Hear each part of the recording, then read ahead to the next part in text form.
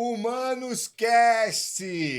Hoje nós vamos falar do futuro do mundo. Você sabia que o futuro do mundo depende das suas ações de hoje? Isso te traz um protagonismo para o planeta Terra.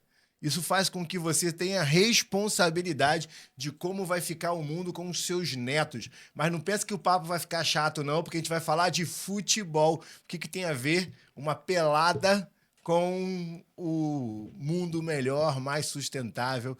Eu não vou responder, quem vai responder é um ambientalista formado em economia, um homem apaixonado pelo Reino Unido, a minha Inglaterra e pelo Brasil. Ele só não é Flamengo, então não é perfeito. Mas é um prazer ter você aqui.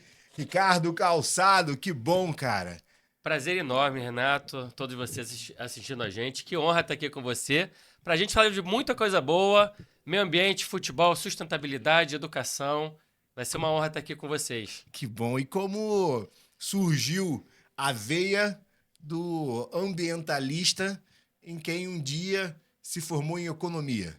Posso dizer que surgiu de um sonho que eu tive aos 4 anos de idade, que eu me vi velhinho, rodeado de crianças e jovens, num lugar com muita natureza, escola, hospital, área de lazer, futebol. Que bárbaro. E também minha infância, né? Eu sou do Rio de Janeiro, mas também minha família é mineira, então eu ia muito visitar meus avós em Minas e vendo aquela fazenda, aquele riacho, lagos e florestas.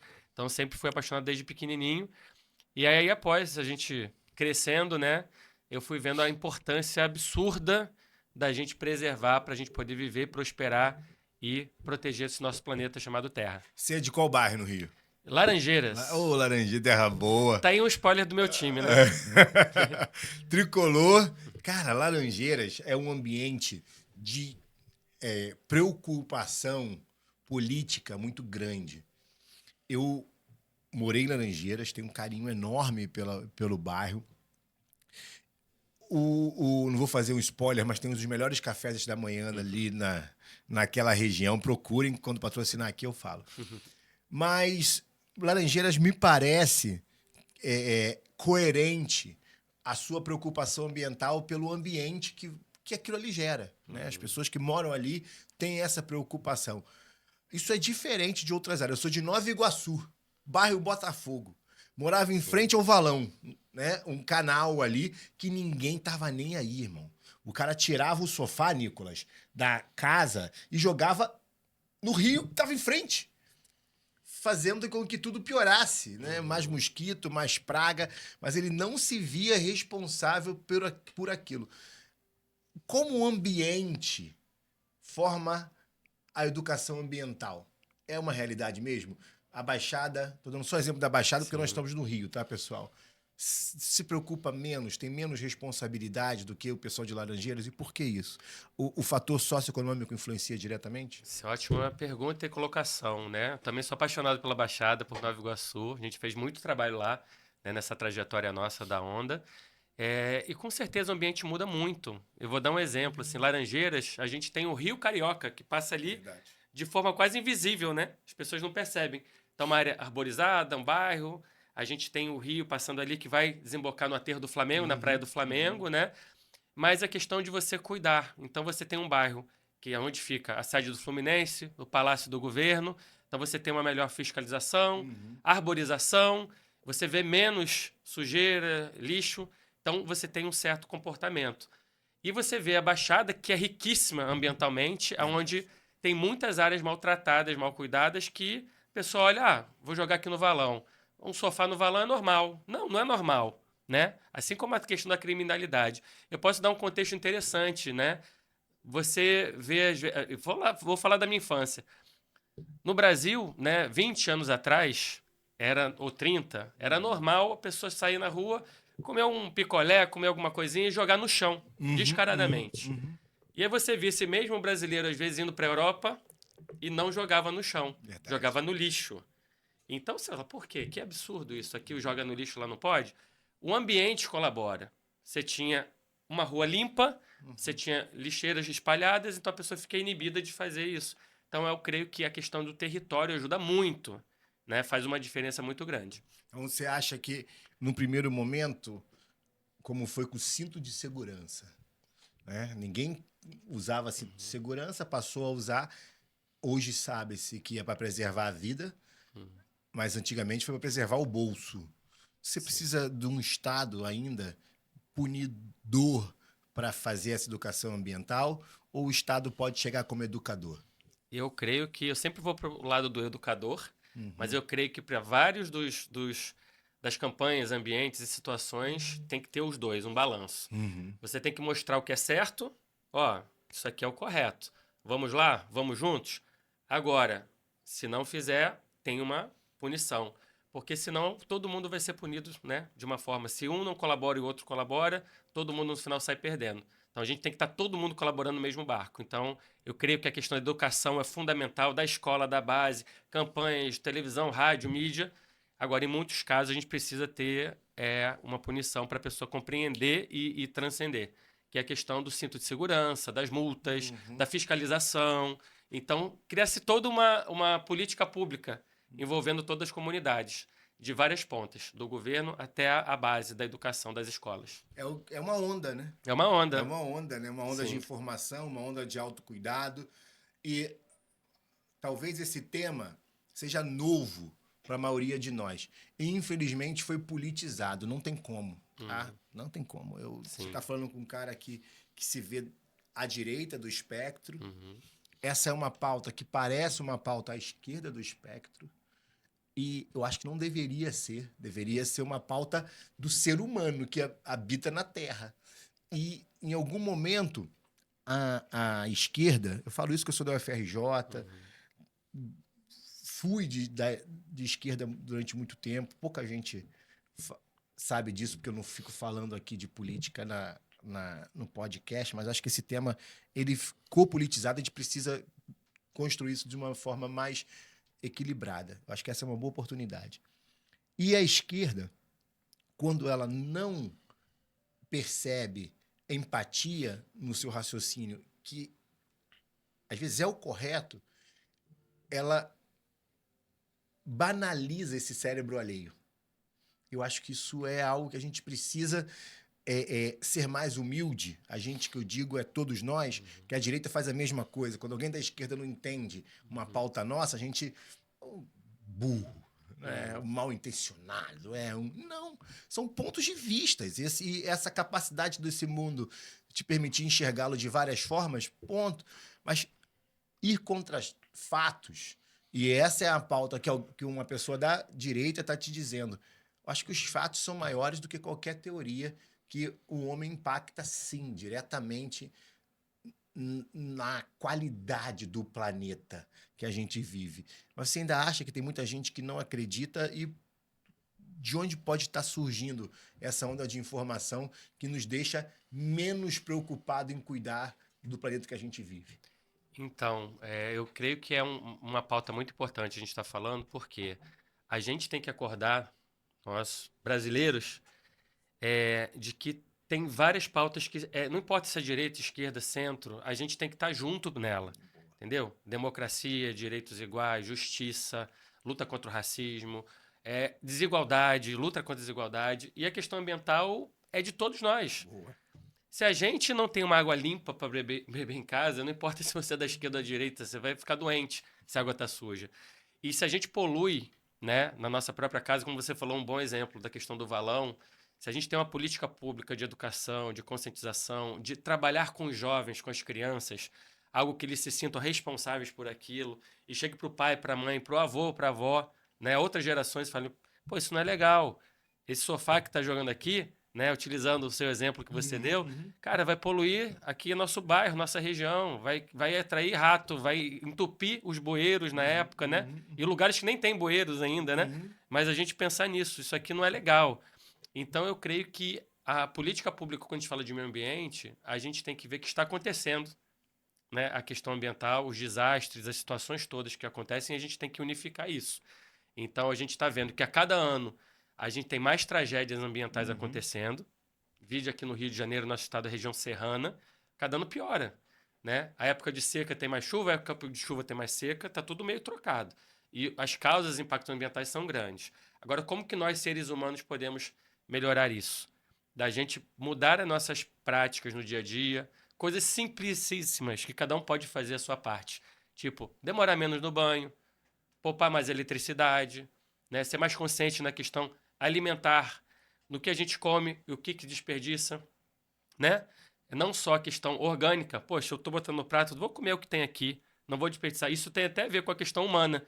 Pô, tem gente passando fome, né? Boa. Eu vou jogar fora um pouquinho da comida que sobrou. E o descarte também do resíduo. Porque se a gente coloca o resíduo na rua ou de qualquer jeito, vai voltar para as ruas, vai entupir os bueiros, vai gerar alagamento, doenças, mortes e tragédias. Então, tudo está conectado. O resíduo que a gente coloca no descarte não apropriado, até a forma de uso da questão ambiental que a gente tem feito, muito mal utilizada, né? E o governo chega, e eu vejo, não importa se é esquerda ou direita, para chegar, ó, vamos ajudar a desenvolver um programa de educação ambiental, de conscientização, vamos criar políticas públicas, não importa o viés. E, infelizmente, Renato, muita gente tem usado isso, né? Tanto mais essa direita como o negacionismo, não, que isso, não existe, peraí.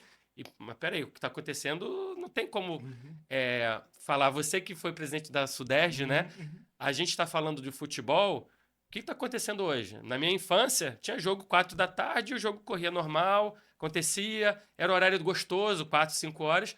Hoje é quase inviável você fazer um jogo 4, 5 horas. Calor. Sim, a população não aguenta assistir um jogo, vídeo no Maracanã, e os jogadores estão passando mal cada vez mais, não aguentam, porque mudou, alguma coisa mudou. O jogo foi interrompido no Sul. Eu acho que todo mundo percebeu essa tragédia do Sul, como ela é nova e talvez para alguns foi retardado o avião fazer as manobras já no aeroporto, né? Então impactou, mas para muita gente foi o campeonato brasileiro que estava para começar e não teve o Inter, não teve o Grêmio. Esse impacto às vezes só é perceptível quando algo que nos é caro é impactado. Essa tragédia do Sul, você acha que ela foi uma oportunidade bem utilizada ou mal utilizada para mostrar que aquilo ali foi um impacto de nós, no nosso dia a dia? Sim. Então, a gente trouxe o futebol pro jogo, né? Para essa questão da campanha, porque é exatamente isso. O futebol, ele é algo que apaixona a todos nós. Tá no nosso DNA brasileiro, não só brasileiro, mas mundial. E aí é curioso, né? Porque, pessoal, as vidas foram perdidas, as casas, é muito mais grave, trágico do que um jogo ser cancelado. Só que, a gente nota na época, uma das grandes notícias que passavam era o Beira-Rio foi inundado, Verdade. né? Então não vai ter jogo no Sul, o estádio do Grêmio. Olha só o que aconteceu, os jogadores se mobilizando, como bons exemplos também. Então, o futebol é um jogo, é uma paixão nacional. Agora, ela tem como um poder de angariar pessoas, gerar conscientização e ação. Por isso que eu acredito no poder do futebol para o bem, para fazer o bem. E o que aconteceu no Sul foi uma tragédia absurda, né? Que poderia ser mitigada, evitada, se tivesse políticas públicas melhores e aplicadas. E a gente viu que teve impacto no futebol. Por exemplo, por que a gente quer chegar nesse ponto? Porque parou o Campeonato Brasileiro, é como se tivesse parado o cotidiano, o dia a dia do brasileiro. Verdade. E aí, aproveitando esse gancho, pessoal, é muito mais grave o que está acontecendo. Se a gente não tem um planeta saudável, um meio ambiente equilibrado, não tem futebol. E aí, dessa forma, assim, cai a ficha para o povo, para a massa, para as massas, que estão no dia a dia vendo o Flamengo, o Vasco, o Inter, Grêmio, Fluminense, Botafogo. E aí, quando a gente para abordar esse assunto muito mais importante do que só um jogo de futebol, eu acho que começa a cair uma ficha. E aí, falando do ano passado, das tragédias, a gente teve no primeiro semestre a tragédia do sul do Brasil, e no segundo, se vocês recordam, a gente teve várias e várias queimadas no Brasil inteiro. Verdade. Filas no SUS, pessoas com problemas respiratórios, jogos cancelados também. E aí a gente olha e fala, peraí, queimadas e inundações no nosso país, que é riquíssimo ambientalmente. Eu creio que o nosso poder a nível de presente e futuro, né, são nossas riquezas naturais, né? E a gente trata muito bem, mal delas, né? E eu creio que quando a gente começa a botar o futebol na ponta para discutir e debater, a gente não só angaria os ambientalistas, os governantes, mas também o povo de todas as áreas e classes sociais. Como é que você responde? Vou voltar pro futebol, tá? Como é que você faz uma onda solidária a ponto de o cara falar assim, eu trabalho 12 horas por dia, não vou tomar um banho de 10 minutos, é ruim. Os caras estão fazendo papel, purificando matérias-primas aí, gasta rios de água. Eu vou me preocupar, o meu banho, vou ter realmente um impacto tão grande e essas pessoas não estão preocupadas. A gente não terceiriza muito o problema, ou isso não deveria ser um problema do governo? Como é que você convence a pessoa comum que está em casa aqui, o agricultor, ou o advogado, o pastor evangélico, a dona de casa que está ali ouvindo a gente agora e por que ela tem que ter essa preocupação? Então, acho que uma grande virada de chave para o nosso país é quando nós nos conscientizarmos de que cada um importa e que o coletivo é mais importante do que o individual. Então, a gente chegar para os evangélicos, católicos, espíritas, budistas, os flamenguistas, tricolores. Pessoal, a gente está no mesmo barco, é o mesmo planeta, mesmo país, mesma cidade, mesmo bairro. E a gente poder entender isso. E por isso que eu falo muito da questão da política pública. Por isso que eu falo muito da gente poder criar mecanismos para que a gente conscientize a nossa população de que a gente está no mesmo barco. E aí eu creio que quando a gente vê essas tragédias e situações que estão acontecendo, na verdade, que infelizmente a tendência é acontecer cada vez mais, é assim, olha, meu amigo, o que aconteceu aqui, você também é responsável. Se você jogar o seu resíduo no lugar certo, isso pode ser mitigado. Se você economizar a água quando estiver seca, que a gente está vendo cada vez mais, não vai faltar água, vai pelo menos mitigar essa questão, né? Então, acho que é passar e mostrar que cada um é responsável por isso. Por isso que a gente tem que trabalhar cada vez mais essa união. E o esporte é fundamental para isso. Se você mostra que através dos valores do esporte você pode ter cooperação, união, o cavalheirismo, né? Voltando para o futebol antigo, o esporte antigo também, a gente tem uma sociedade melhor e mais justa. Perfeito. A gente faz uma analogia, eu quando tento conversar sobre sustentabilidade com as pessoas, com o próprio organismo, com o próprio corpo. As ações de dormir melhor, comer melhor, se relacionar com pessoas do bem, tentar fazer atividade física, não é para você viver para sempre. É para mitigar, é para reduzir os danos naturais que acontecerão. O planeta, ele vai ficar melhor para mais gente por mais tempo com as suas ações, igual o seu organismo. Então, eu acho que a gente tem essa ideia que somos todos um só, né? Somos parte de um grande corpo, de uma grande estrutura. Quem tem alguma fé, talvez regida por a fé que você tem, mas o restante é nosso livre-arbítrio que vai fazer isso acontecer melhor e se incomodar, igual você se incomodou um dia e fez uma associação anglo-brasileira. Me explica um pouquinho isso, né? Sim. Como foi esse impacto seu, como o Reino Unido te moldou, te forjou, e como a Onda Solidária, que é a organização que você fundou e dirige, tenha colaborado para que esse corpo chamado planeta Terra sobreviva mais e melhor. Ótimo. Eu estou pensando aqui como encurtar essa longa história, que é o nascimento da Onda Solidária, Temos tempo. relação Brasil-Inglaterra. Falei do meu sonho que eu tive na minha infância, que é uma visão que hoje ele é real, né? Graças a um exército de pessoas solidárias do bem. E quando eu tinha para 5, 6 aninhos de idade, né? Como falei, fui criado em Laranjeiras, ali, Largo do Machado, ali pertinho. Minha mãe professora, meu pai pediatra. Um belo dia, minha mãe foi comprar um lanchinho na rua pra gente. Quando eu fui abrir a porta, eu encontrei minha mãe com uma criança.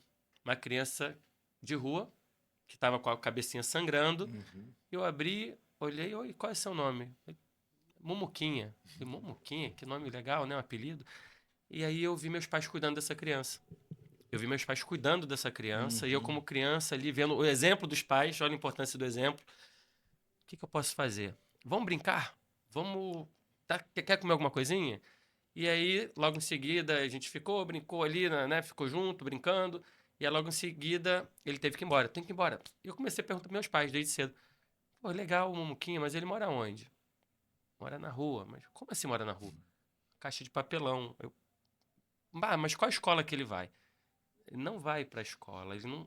E aí, meus pais mostrando pra mim, mostrando a realidade, sendo a realidade, eu comecei a questionar, mas peraí, ele é igual a mim. Ele é uma criança igual a mim. Por que que ele não tem uma cama confortável, uma família, o direito de ir para uma escola? Então, desde pequenininho, aquilo me acalentou. Eu ia na rua brincar com ele ia para casa. Até que com 11 aninhos de idade, eu fiquei sabendo, através do irmãozinho dele mais novo, Paulinho, atravessando a rua do Catete, que ele tinha morrido. Perguntei pra ele, cadê o Mumuquinho? Ele morreu, cara, é a vida. E a ficha não caiu. Nem caiu até hoje. Ele tá mais Meu vivo do que Deus, nunca, imagina. nos inspirando, abençoando nossa missão. E aí, com 16 anos de idade, eu fui pra Inglaterra. Né? Meu padrasto, Mike, que é uma pessoa sensacional, maravilhosa, inglês.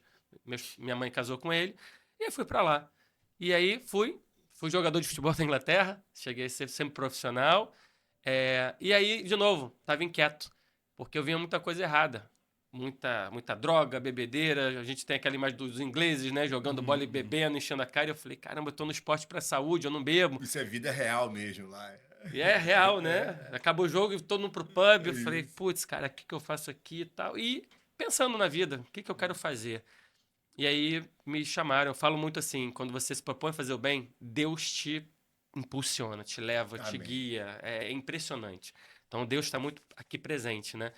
E aí nisso, falei, tá, vamos me dedicar a isso, a fazer algo em prol do planeta, mas o quê, como? E aí vi uma matéria sobre as enchentes em Moçambique, na Inglaterra, 2001. E aí, no sofazinho da universidade, falei, vou fazer alguma coisa agora. Comecei a pesquisar, e eu falo, quando você vai fazer o bem, caminha em prol do caminho, né, da bondade, solidariedade, Deus abre as portas. E aí nisso me chamaram para treinar uma equipe de futebol de crianças na Inglaterra. Eu jovem, né, 20 e poucos anos, vamos, né?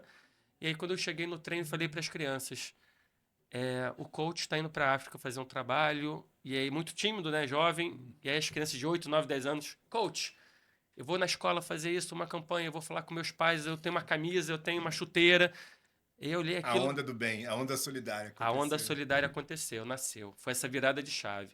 E aí eu virei um leão. E caramba, se eu tô com 20 e poucos anos, assim, inseguro do que fazer, como fazer, olha essas crianças com o coração puro, né, com o caminho, com a chave. E aí a gente fundou a Onda Solidária na Inglaterra e no Brasil, né, em 2004. E aí a gente está aqui já há 21 anos, né, desenvolvendo essa obra do bem aí. Que bom. E esse sonho, eu acho que ele germinou, né? Essa criança consegue homenagear o Mumuquinha com a onda solidária e esse sonho tem gente morando nele, é a Vila dos Sonhos. Eu dei uma olhada e é um lugar de refúgio, de recanto, como você me disse, um santuário, né? O santuário é um lugar que você se santifica, você melhora, e quanto mais próximo da natureza, mais santo a gente fica. Como é que é esse local, aonde fica? Como é que a gente em casa tem acesso para conhecer? Para que a Vila dos Sonhos? Então, a Vila dos Sonhos tem o propósito de gerar oportunidades para crianças e jovens através da educação, do esporte, do meio ambiente, da conexão nossa plena do ser humano com a natureza. O sentir Deus, né? Amém. Ao você beber uma água pura da fonte, ao você preservar essa fonte, ao você pegar uma sementinha e plantar, né? E colher, e você interagir entre irmãos e irmãs. Então, é um espaço de paz, é um santuário. Era uma área degradada de 27 hectares, foi doada para uma senhora muito especial. E hoje você tem sala de aula, área de esporte, de lazer, árvores, pássaros, natureza abundante e uma energia maravilhosa. Foi doada para o Onda Solidária. Isso, foi doada para a causa. Como é isso? Eu sei que deve ter sido a mão de Deus, né? Eu vejo as coisas assim, mas é bom você falar porque as pessoas não têm ideia da potência do bem. Né? Quando você faz algo com propósito, sai de casa, você vai tomar uns 100 nãos, mas às vezes um sim muda a sua vida. Né? Como é que foi essa doação? Foi sua tia? Foi quem te doou? Olha, a gente rodou o Brasil afora, o mundo afora, para procurar onde seria o espaço. A gente estudou, trabalhou. E aí, nessas idas, nessas provas, desafios, a gente encontrou uma senhora muito especial que escutou sobre o projeto e falou: quero ajudar. E aí, assim que a gente terminou, não tinha o terreno, não tinha nada, era o sonho. Quem escutava falava: onde que fica? Não tem ainda o local. E ela escutou e falou: tá, eu vou doar. Eu vou comprar e doar o terreno para vocês. Que isso. Então, é muito Qual especial. o nome dela? Dona Jude. Dona Jude. Dona Jude. E Olha ela... aí, Mumuquinha, Dona Jude. Sim. É sempre pessoas ajudando pessoas. Sim. Né? Muitos anjos, é um sonho coletivo. Porque, na verdade, essa geração de oportunidades para crianças e jovens, a gente sabe que no coração de cada um tem um sonho. E um sonho de fazer o bem no mundo. Eu fico muito esperançoso quando escuto, especialmente as crianças e jovens, os adultos. Quais são seus sonhos? Geralmente é um sonho coletivo, comunitário. Ou fazer algo melhor para a mãe, para o pai, para a comunidade, ou ter uma vida melhor que possa ajudar o próximo, ou prosperar, que essa prosperidade possa beneficiar também os seus queridos e amados. Então, é isso. E a onda está ali como uma onda do bem. Então, você que está escutando aqui, você pode participar, né, e acompanhar. Simplesmente curtindo, acompanhando nossos trabalhos nas redes sociais, né, no Onda Solidária Org, simplesmente vindo no projeto para conhecer. Isso já é uma grande forma de você participar do sonho, plantando uma árvore, abraçando uma criança, ensinando alguma matéria que a gente oferece para as crianças, doando uma bola de futebol, de vôlei, basquete, ou simplesmente vibrando positivamente. Então, não só da Onda Solidária, mas qualquer associação, projeto social bacana, você pode fazer a sua parte. Não importa se você está em Caxias, Nova Iguaçu, São João do Meriti, São Paulo, Minas Gerais. Olha, abre a janela e olhe, pô, eu posso fazer algo por aqui. E a gente está aqui para ser um grande potenciador, para inspirar as pessoas que é possível. Então, um sonho de criança, uma trajetória com pessoas maravilhosas que também tinham sonhos similares, né, e parecidos, se juntaram e aí o sonho virou realidade. E como é que esse menino de 16 anos, que não vira um atleta profissional de sucesso, usa esse amor para fazer uma história de sucesso na sustentabilidade? Como que o futebol e a paixão aí faz com que você seja um dirigente brasileiro na Inglaterra? Como é que foi essa experiência? Foi maravilhoso de novo. Mão de Deus total. Fui criado em Laranjeiras, fui para a Inglaterra e o clube profissional local, né, era o Exeter City. Até aí, ok. Eu não tinha nem ideia, quando eu tinha 16 anos, depois de 20 anos, da relação entre os países e os bairros, né? E aí, um belo dia em 2003, numa fila de cachorro-quente, uns torcedores que eram alunos da minha mãe dá aula de português lá na Inglaterra, e falaram: olha, você tem um filho que é treinador de futebol, que está envolvido com futebol, pô, achando que vem o centenário do clube e os dirigentes querem conversar sobre Brasil e Reino Unido. Ok. Sentei com os dirigentes do clube e eles falaram: olha, ano que vem nosso centenário, a gente quer fazer algo especial com o Brasil. E eu, tá, mas por quê? Tentando entender melhor, já sabia um pouquinho da relação, né, através do meu padrasto também. E eu falei: peraí, eu tô indo pro Brasil em dezembro e volto para cá em janeiro. E a gente conseguiu fazer uma ponte e resgatar um elo perdido, uma história belíssima do nosso futebol brasileiro, que foi a relação do Exeter City, primeira equipe na história da seleção brasileira a jogar contra a seleção. 1914, 21 de julho, Brasil contra o Exeter City no Estádio das Laranjeiras. Foi o primeiro jogo da seleção pentacampeã mundial e essa história estava perdida. E aí eu tive a honra, eu fico muito grato por isso, de poder ser um elo e da gente fazer a ponte e em 2004, no centenário do Exeter, a gente conseguiu levar a seleção brasileira... Repetir esse feito histórico. No centenário do clube. Ganhamos novamente. O primeiro jogo foi 2-0 Brasil. O segundo foi 1-0. Jorginho, Ricardo Rocha, Que Careca bárbaro. e companhia estavam lá, Branco. E a gente fez história novamente. Essa história se tornou viva.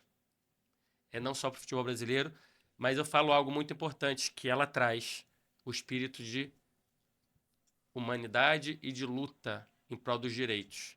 Por quê? Eu falo isso com muita honra e uma menção muito especial.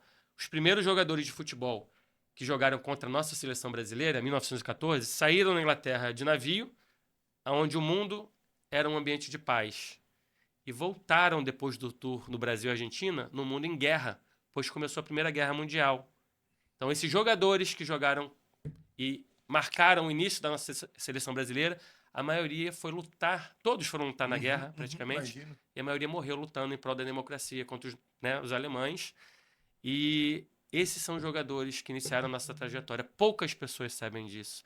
Por isso que eu faço questão de falar, porque a gente começou o nosso futebol oficialmente como seleção jogando com esses guerreiros.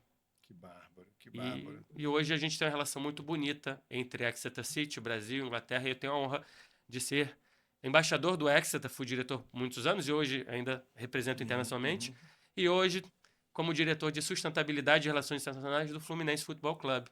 Então, para mim, é um elo especial que transcende, assim, sabe, a questão afetiva, infância, mas de fazer algo em prol do nosso planeta, utilizando o futebol. Que mundo bom com você, né? Você poder estar contribuindo com o país que você ama, com o clube que você ama, numa área que você ama. Que bom, eu sei que isso não foi simples.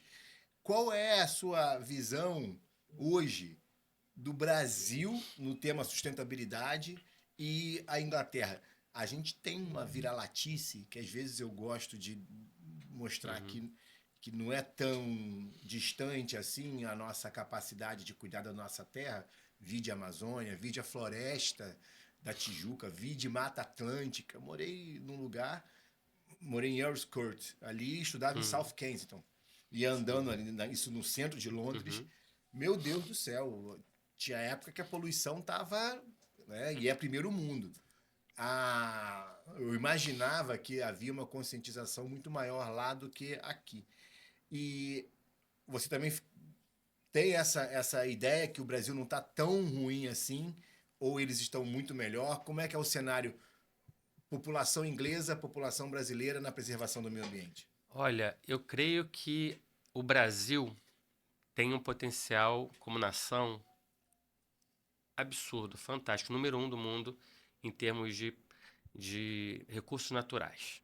E a gente preserva muito mal, a gente cuida muito mal deles, a nível desde política, de governos, até a questão da população como um todo, né? Cidadania, a questão de educação ambiental. Agora, eu vejo que tem muita coisa boa aqui. Você, né, morou lá fora, também tem um carinho pela Inglaterra. A gente tem esse complexo de vira-lata, de que tudo lá fora é melhor, bom, e aqui não presta. E eu luto muito contra isso. Então, eu dou vários exemplos de que, assim, a gente tem um povo solidário. A gente tem um povo que, se você acolhe, se você conversa, se você mostra, ele responde.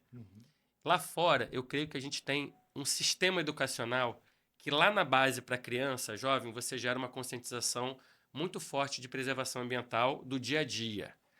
Esse é um ponto. E no Brasil, isso falta muito. Então, a gente preparar a criança e o jovem para serem os agentes lá na ponta, né? Então, esse acho que é um ponto que a gente fica atrás do placar deles.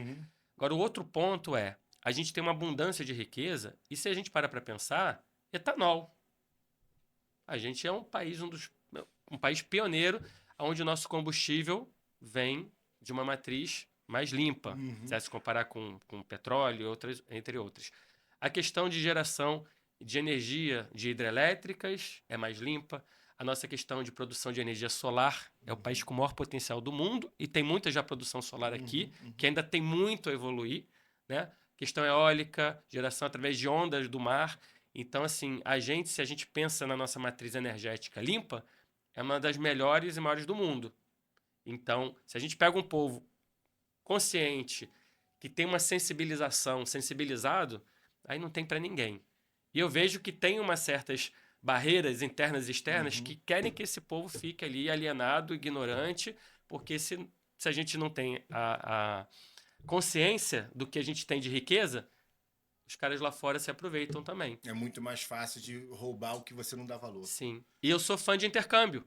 Por isso que eu sou fã de intercâmbio, da gente poder pegar assim, o que tem de bom lá na Inglaterra, na Europa, no Japão, e a gente trazer para cá e trocar. O que tem de bom daqui, que tem muita coisa boa, e a gente trocar. Então, eu acredito nisso. Então, a gente tem que ter humildade para escutar, para ver, para falar, putz, isso aqui poderia estar acontecendo. Ao mesmo tempo, falar, pô, mas a gente também está fazendo muita coisa boa que lá fora não tem. Então é ter esse equilíbrio, esse discernimento. Algo que eu vi lá fora, e eu acho que o Brasil está bem atrás, é a malha de transporte coletiva. Hoje, se você for comparar, o Paraguai tem uma malha de metrô melhor do que a nossa. Mas eu quero que você emende essa pergunta com essas novas tecnologias, já que nós somos um país, basicamente, cada um tem seu carro. Já que andar de transporte público aqui no Brasil é complicado. Quem não tem, quer ter. Não tem porque não pode, a maioria das vezes, é uma pena. Como conscientizar que o transporte coletivo é melhor para o planeta? Emenda isso com a bateria nova fonte. Aí o etanol foi boicotado no mundo, boicotado, e a gente está abraçando a energia elétrica, os eletropostos aí, Sim. é uma realidade. E qual é a sua visão para o planeta? Isso é bom, isso é ruim? Eu acho que a gente, como você bem falou, como Brasil, precisamos melhorar nossa malha de transporte. Ferroviário, marítimo, né, até de estradas, de transportes públicos no geral. Se a gente faz isso, a gente dá dignidade ao povo, à população, e ela vai usar mais o transporte público, porque muitas das pessoas que usam o transporte público hoje é porque não tem outra alternativa. E é precário, a gente sabe bem como é precário, né? Agora, se você investe nisso, você ajuda a melhorar a questão ambiental nas cidades também. Você evita e você diminui a necessidade, vou falar de necessidade, da população cada um ter um carro. E isso a gente sabe que gera um endividamento também, porque para a maior parte da população, um carro popular, 80 mil reais, Não é meu por Deus do nada de céu, popular. não existe, não é popular, né? Então você endivida a população, gera várias bolas de neve e a gente acaba tendo uma questão econômica, né? Muito, muito negativa para nossas comunidades e população. Então, eu creio que o investimento nessa questão de transporte público faz todo sentido, é importante. Eu, por exemplo, no Rio de Janeiro, eu não ando de carro para lá e para cá. Eu prefiro utilizar o transporte público, que aí também, novamente, o metrô na Zona Sul, até o comecinho da Barra, funciona. É digno. Agora, fora, é complicado. E na hora do rush, nem se fala. Questão de transportes, né, de aplicativo também, que hoje em dia, se você pensa em manter um carro, é bem mais caro e polui muito mais do que você ter essas alternativas. Agora, para ir para outros lugares, fora, né, você precisa ter essa locomoção. E aí eu vejo o potencial que você falou, Renato. A questão que a gente abraçou do etanol, que o mundo boicotou, né, porque não é interessante, né? E a questão agora dos carros elétricos, que eu acho que é uma alternativa interessante, mas e a bateria? Vai para onde depois? Isso. Como é que a gente cuida e trata desse resíduo? Então a gente não, né? Lá fora criaram uma solução, atropelaram a questão do etanol ou de outras coisas criadas aqui no Brasil que são muito mais às vezes inteligentes até. E aí não botaram a solução. E aí? E a bateria vai para onde depois? Essa discussão mundial já tem resposta? Ou essa pergunta ao menos está sendo investigada? Respostas tem. É questão do interesse. Aí o interesse econômico prevalecendo ao bem comum da população. Que eu acho que essa também é a nossa grande questão de ética humana, da humanidade. Poxa, se eu vou produzir isso e vou ter um lucro desse tamanho, mas eu vou prejudicar a população, não importa. Aí não é hora de entrar o Estado e regulamentar? Exato. Regulamentação. Você regular e você criar formas de, ok, você vai produzir um carro elétrico, você Mas tem que vai ser cuidar responsável para cuidar disso, mas de forma muito clara. E eu acho que a gente ainda não tem essa clareza hoje, porque não sabe nem onde vai botar o resíduo, né, do que gera essa indústria, que é uma indústria maravilhosa, com potencial absurdo, que o Brasil tem que entrar também na ponta, né, mas a gente tem que saber fechar o ciclo também dela.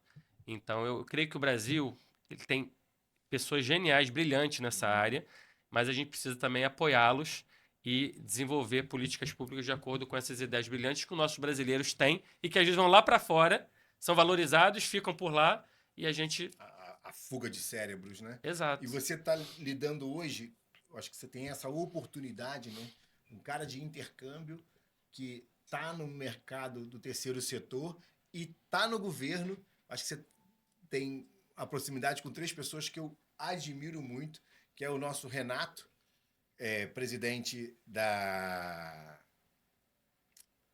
Fugiu agora o nome do INEA, o nosso amigo Bernardo Rossi, secretário de Meio Ambiente, e com o nosso atual vice-presidente do TCE, o Pampolha, que era o nosso vice-governador. Os três só falam de meio ambiente, amam o meio ambiente. Você está lá hoje desenvolvendo políticas públicas para a juventude.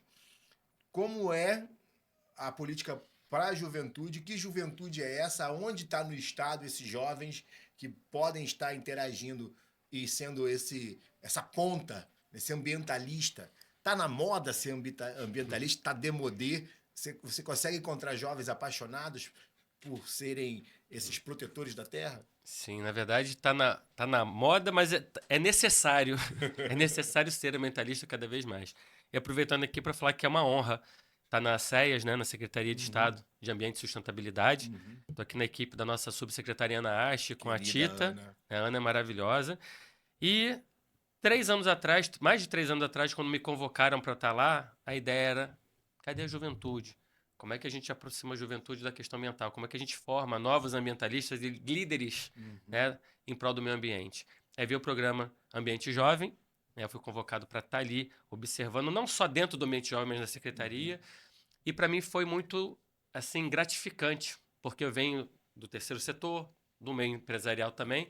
Eu até pensei, caramba, no governo, como que é? O que eu vou fazer? Eu estava do lado de lá. Tava do lado de lá, fui convocado, aceitei a convocação, muito esperançoso, e a gente vê que dentro do governo você consegue fazer um impacto absurdo. E aí foi muito especial, porque a imagem dos jovens dentro, né, da secretaria era, poxa, não era muito positiva. Pô, jovem, mas ele vem aqui para bater, não entende o que está acontecendo, era muito crítica. E eu falo, pô, tem jovem bacana pra caramba, peraí, da vivência do terceiro setor. O que a gente fez? A gente fez um trabalho de escuta. A gente tem que abrir escuta ativa sempre. Então a gente chegou nas juventudes da Baixada, de várias periferias, das favelas, do interior do estado, Centro-Sul Fluminense, Costa Azul, Costa Verde, várias costas. E a gente foi chegando e escutando, escutando. E aí nisso a gente foi tentando entender aonde estavam esses ambientalistas, como eles agiam, o que eles precisavam. E aí eu conversei com você até, né, nos bastidores aqui, falando assim, foi impressionante, porque a gente conversava com ambientalistas e falava, poxa, parabéns, o trabalho que você está fazendo é fundamental para tudo que a gente está desenvolvendo aqui. A gente está no mesmo time. E eles levavam um susto. Quando a gente convidava para ir para a secretaria, aonde fica?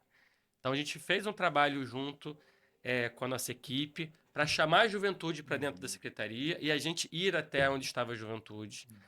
E aí um dos modelos que a gente fez de escuta foi o que move a juventude. O que faz a juventude dormir 3 da manhã pensando, apaixonada, e acordar às 5 querendo fazer algo.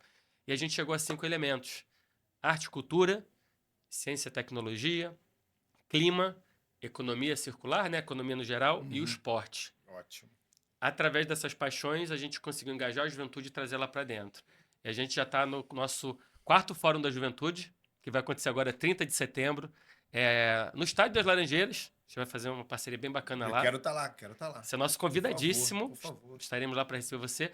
Onde representantes de vários municípios do Rio, o Ministério do Esporte lá de Brasília vai estar presente também, para a gente poder trabalhar e trocar e gerar resultado nesses eventos. Você teve no Maracanãzinho, né? Alguns anos atrás, no fórum que a gente fez lá, que foi lindo demais. Golaço, muitos jovens. Muitos, de todos os lugares do estado, né? E falando das pautas. Porque eu acredito nisso. Se você fala de algo que você é apaixonado, você vai fazer com muito mais dedicação, amor, paixão e vai se interessar por aquilo ali. E o meio ambiente, a natureza, a sustentabilidade, está em tudo, em tudo. Então você pega o cara que é do esporte.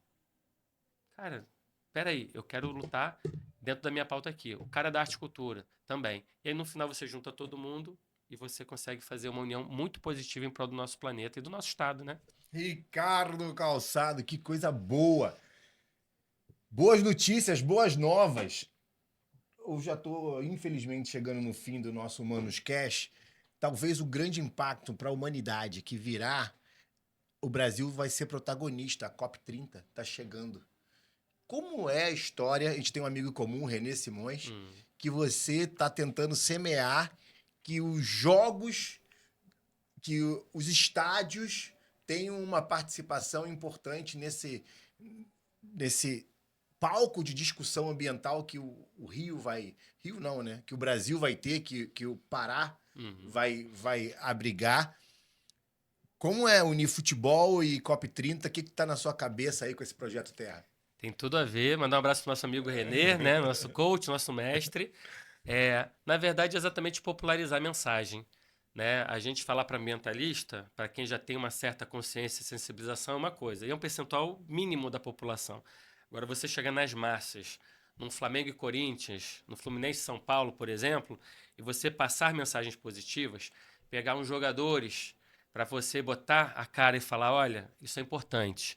Você vai ter vários seguidores, várias pessoas que vão prestar atenção. Às vezes um Zico, né? Às vezes não. Na maioria dos casos, um Zico falando vale muito mais do que, de repente, o governador ou o presidente. Né? Então, aquilo toca. Então, a gente vê que o futebol, com a paixão que nos move através desse esporte maravilhoso, né? O esporte que mobiliza mais de 3 bilhões de pessoas no mundo inteiro, e você passar uma mensagem positiva sobre a questão ambiental e de outros valores, como você fez muito bem na Suderj, cara, você consegue um resultado, um impacto muito, muito, muito satisfatório. E o que tem a ver futebol com sustentabilidade? Vou te dar o exemplo que a gente fez com a escuta ativa lá na secretaria. Chamamos jovens do Fluminense, Flamengo, Vasco, Botafogo, Projeto Grael, Gol de Letra, Reação, Bola pra Frente, Onda Solidária. Chamamos quase 100 jovens e professores. Vamos falar de ODS? O que é ODS? Vamos falar de sustentabilidade? O que é sustentabilidade? Peraí. E aí, agora entendi. ODS 1, 2, tal, 17. Tá, e o que tem a ver com esporte isso? Fizeram uma cara meio... E aí a gente começou a falar, espera aí. Quem pratica o esporte precisa de quê? De uma água limpa. Todas as comunidades e bairros, ou os bairros que vocês vieram, tem água limpa? Não. Como a gente preserva? Tem a ver com sustentabilidade, meio ambiente. Cada um tem um papel. Como a gente pensa numa política pública? Olha, interessante. E a questão do esporte que mobiliza as pessoas? Como são os influenciadores? Como a gente tem de influenciador, jogador? O que o Neymar fala? O que o Zico fala reverbera? Pô, tudo a ver. Pô, eu sou atleta, meu colega também. A gente pode passar uma mensagem positiva. E aí melhora o planeta. Então a gente fez uma carta do esporte pela sustentabilidade, assim como arte, cultura, entre outros. E a gente criou, engajou e criou um resultado positivo, que entregou na mão do governador, dos secretários também, para a gente ter uma política vindo da juventude, com a escuta ativa, onde aquela paixão e o que ele faz de sonho do dia a dia se transformou em algo prático para a gente melhorar o planeta. Escutando, abraçando e fazendo em conjunto é o melhor caminho para a gente melhorar, salvar e prosperar tanto nossos irmãos e irmãs aqui no planeta, assim como a natureza. E bom, se você não saiu empoderado, se você não está com vontade de saber mais sobre qual é o seu papel nesse grande teatro chamado vida, é um teatro raro, é um teatro breve, que a gente tem um protagonismo importantíssimo. Eu acho que a palavra empatia agora é se colocar num lugar de quem ainda virá. Eu penso nos meus filhos, nos meus netos, e a minha responsabilidade só aumenta. Ricardo, obrigado. Obrigado. Vindo das Laranjeiras para a Inglaterra, um tricolor apaixonado por futebol e meio ambiente. Hoje a gente sai daqui ainda mais maduros e mais conscientes de que, ainda que seja uma gota, ainda que seja um pequeno gesto, é um gesto fundamental para preservar o nosso planeta. Ricardo, aonde eu te acho, aonde eu acho os seus projetos, e dá um recado final ali, ó, para aquela telinha ali. Como que a vida pode ser melhor se for melhor preservada. Renato, amigos e amigas, que honra estar aqui com vocês. É um prazer enorme estar aqui participando, colaborando. E faço uma perguntinha. Qual o seu sonho? O que você pode fazer para a gente melhorar a vida nesse planeta, a vida da nossa comunidade? Reflita sobre isso. Se você quiser saber mais como pode fazer a diferença e participar, entre no nosso Instagram, @ondasolidariaorg, né? Terra Futebol Clube, né? E também no meu pessoal, Ricardo Calcado, que a gente pode estar trocando, participando, pensando e compartilhando junto. Porque a gente só vai ganhar esse jogo, virar esse jogo, se a gente unir forças. Não adianta a gente estar separado, tem que estar junto. Ricardo, por falar em junto, entre um voo e outro, estou te dando o meu livro de neurociência do dia a dia. Tudo se faz novo de novo.